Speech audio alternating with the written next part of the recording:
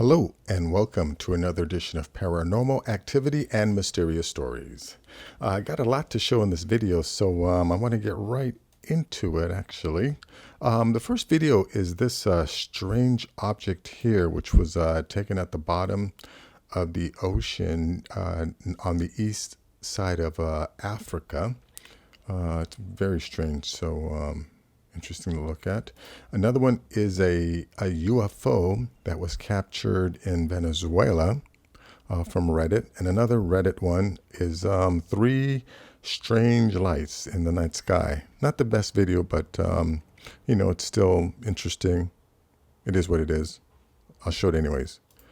And this one here is a website that talks about all of the strange anomalies, or some of the strange anomalies that have been found on the moon, moon city bases and towers. Also here, a website that talks about possible methods of UFO propulsions examined.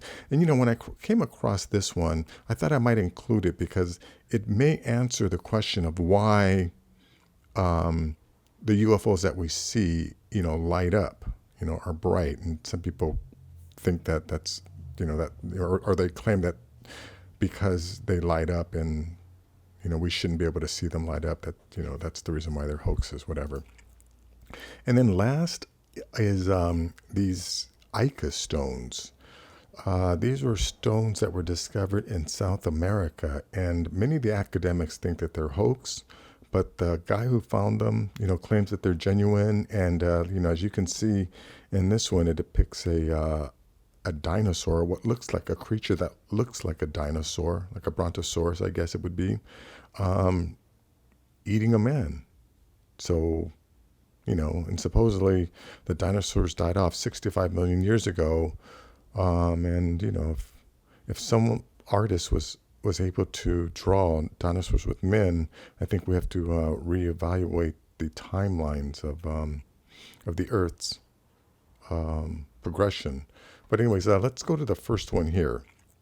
Now, this video is actually, you know, a minute 18 long, but I don't want to get into any copyright issues, so I just want to get right, you know, right to the point. But in the beginning, you know, you just see this object here. It just moves to this point here, and then this is just before, you know, like the wow part of this video happened. So I thought I would just get right to that part. So let me just start it and you check it out. Of course, I'll leave a link to this video in the description. Let's go to the second video.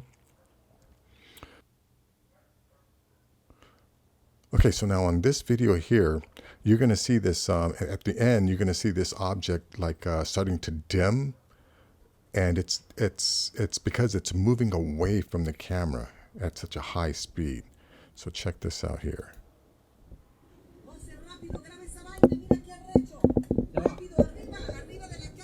Voy. Ya va. Mira, tómalo un platillo. Ya va. Coño, ahí.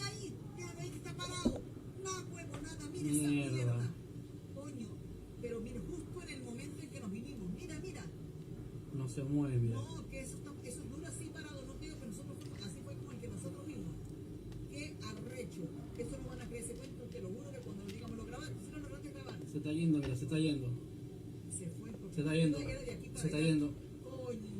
Pero gracias a Dios, si lo grabaste, vamos a revisar a ver si grabaste o no grabaste. No grabaste. Qué arrecho.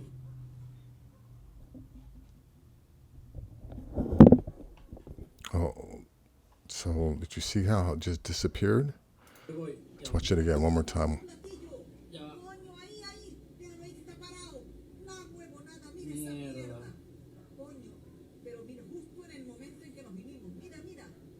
No se mueve. No, que eso dura así parado. No te digo que nosotros fuimos, así fue como el que nosotros vimos. Qué arrecho. Eso no van a creer ese cuento, te lo juro que cuando lo digamos lo grabaste. Si no lo grabaste, grabar. Se está yendo, mira, se está yendo.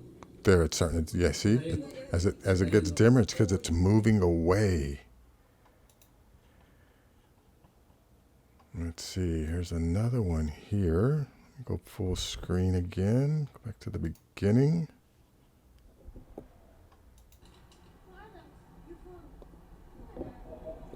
Yeah. Now these, yeah, you know, This video isn't necessarily as spectacular as some of those other ones. I mean, it definitely shows something in the sky, but it isn't anything definitive. So yeah, on these, it's hard to say 100% what this is, except if there are lights in the sky.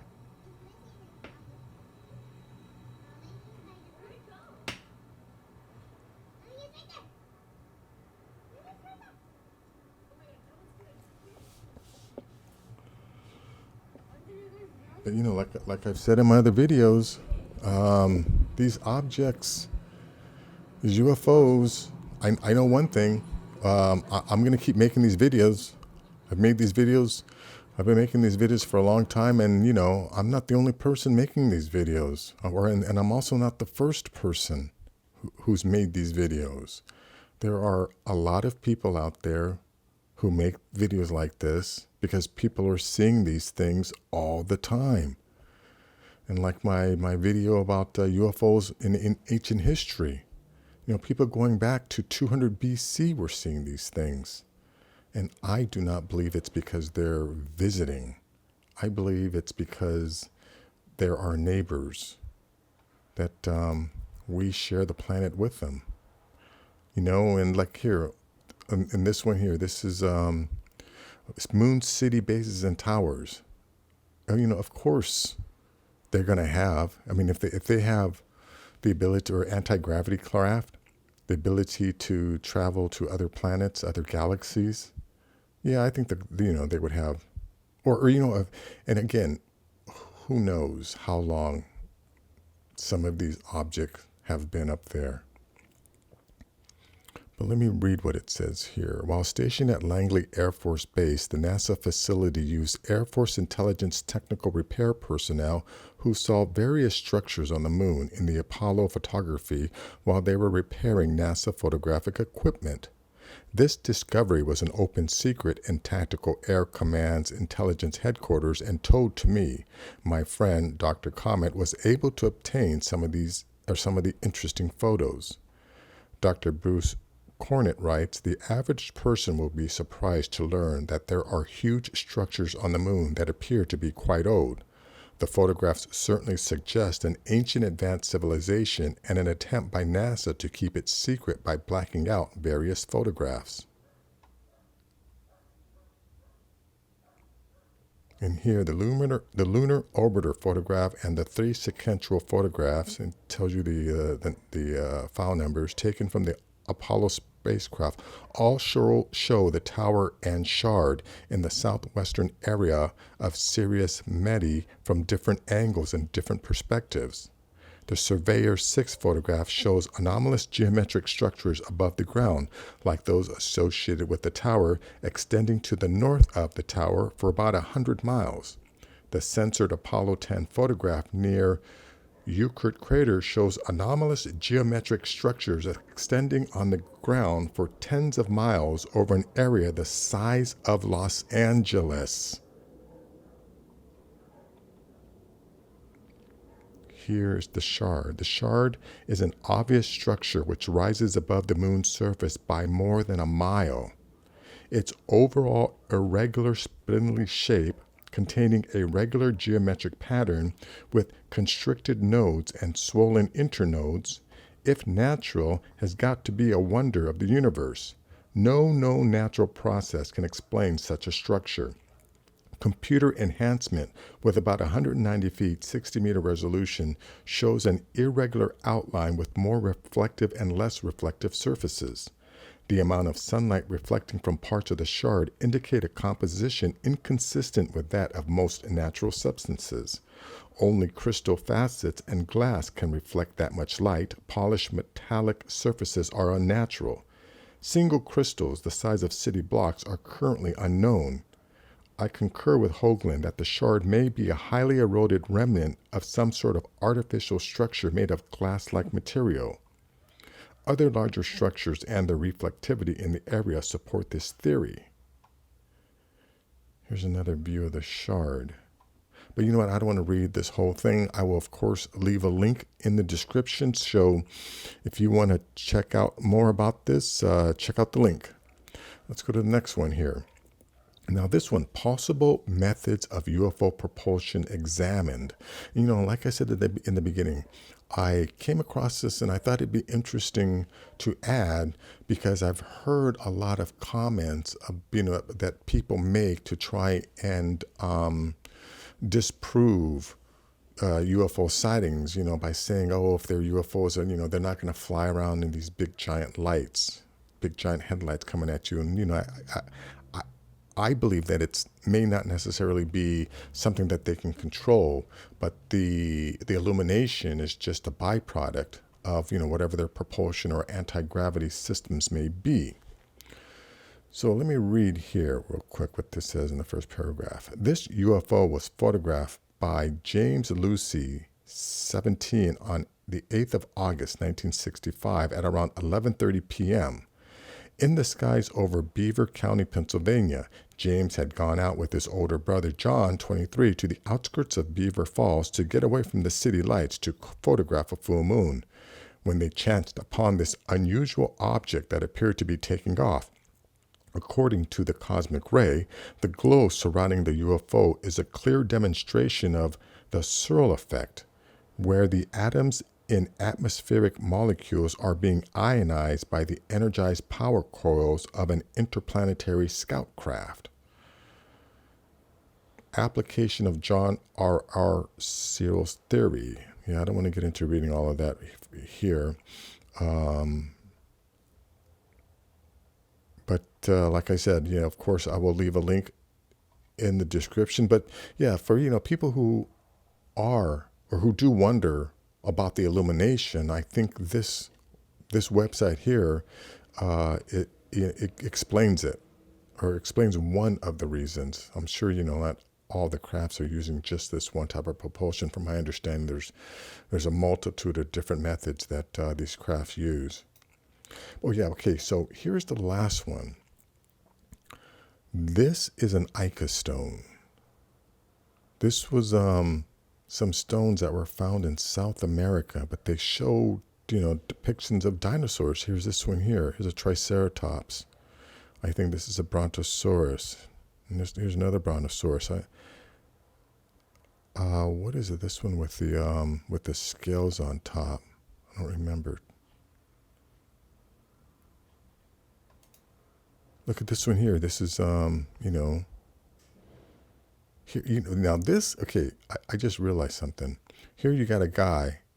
Oh, no, it's not a dragon. It could be like a pterodactyl with wings. At first I was going to say, oh, maybe this is some kind of a fantasy, But if this is a representation of a pterodactyl, anyways, let me see. I think, yeah, so here's the article on it. I came to the realization that the dismissive attitude of orthodox science annoyed and aggravated Professor Cabrera. He frequently voiced his outrage at the refusal of mainstream scientists to acknowledge as genuine the library in stone. One is able to read the engraved stones like a book, the argumentative museum director emphatically reiterated. Yeah, here's one thing I've come to learn about science. Science is a dogma. Science has a certain set of beliefs. And if there's any evidence that falls outside of that belief system, then scientists will say that the evidence is fake, or that, they'll try and do or perform all kinds of mental gymnastics in order to disprove the new facts, that have been presented. For instance, with the whole the Sphinx controversy, and people trying to date the Sphinx. The Egyptologists say that the Sphinx is like 5,000 years old or something like that. I'm not too sure about the dates, but then there are geologists, who aren't Egyptologists, who have studied the geography around the Sphinx, and based on the water erosion, they've determined that the Sphinx is much older, because in order for that, for those features to be in the dirt, it had to have happened through water erosion. And there was only one time that, or the last time, when this part of the Egyptian desert was lush and was like a jungle, rainforest, whatever, and had water, was a different time period. And again, the Egyptologists, because they have a belief, somebody that they've determined was a quote unquote expert said, no, this is the age. And now all the Egyptologists agree to that. And if there is any evidence that falls outside of that belief, then they discount the evidence. And I've heard even like who's the guy, Bretz, who came up with the idea of all the water or the meteor impact, and how all of the features and like I think it's the Scablands or the Badlands or something like that around Washington. This guy kept saying that a whole bunch of water did this, created all this. And because the notion that water, would what reference the biblical notion of Noah's Ark, most of the scientists would discount that because they believe that the whole Noah's Ark story is fake. And again, I don't necessarily believe Noah's Ark either, but I believe that, there was definitely a great flood in the past. So here now, Professor Javier Cabrera Darqueta has, in the course of decades, created one of the most unusual museums on the planet that I've ever seen. On display are artifacts en masse that, if they are genuine, would necessitate the rewriting of the history of humanity. Those who travel to research the secrets of our planet regularly come upon unpleasant, mysterious artifacts. In countless museums, one can learn, oftentimes in graphic detail, much of the evolution of the human race. Precious exhibits illustrates the development from the primitive single-cell organism to the computer expert. The visitor can thus retrace the mechanism of evolution as a driving force behind the creation of the present fauna, as well as the rise of human beings from primitive Homo sapiens to current mankind. Yeah, I don't, again, at this point, and because of the internet, I've learned so much of our history, has been a lie. So much that we have been told has been determined based on speculation, based on bad evidence, based on a lack of data. So yeah, but here are some more of the Ica stones. Here's another Triceratops. Oh yeah, and then this one here I thought was very, very interesting. You see this monkey here, and then the bird. Here is a representation of the Nazca lines. Look at this monkey here and this bird. Very similar to this monkey and this bird on this rock. Look at the legs on this bird. Okay. Well, first of all, how many feet? 1, 2, 3, 4 feet. And then look at the little knees. Same thing with this bird. Oh, it only has 3 feet, but it's got the little knee things.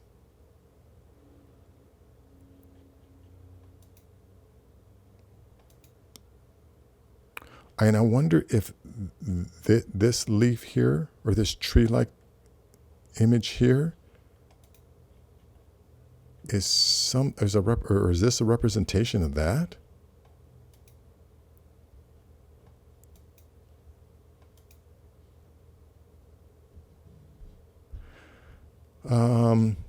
But I don't know about that. Anyways, I will leave links to all of these. Well, you know what? Yeah. I'll leave links to all of these in the description. If you like things like this, please give this a thumbs up. If you like videos like this, please share it. And if you're new to the channel, please subscribe. I'll have more things like this. Take care.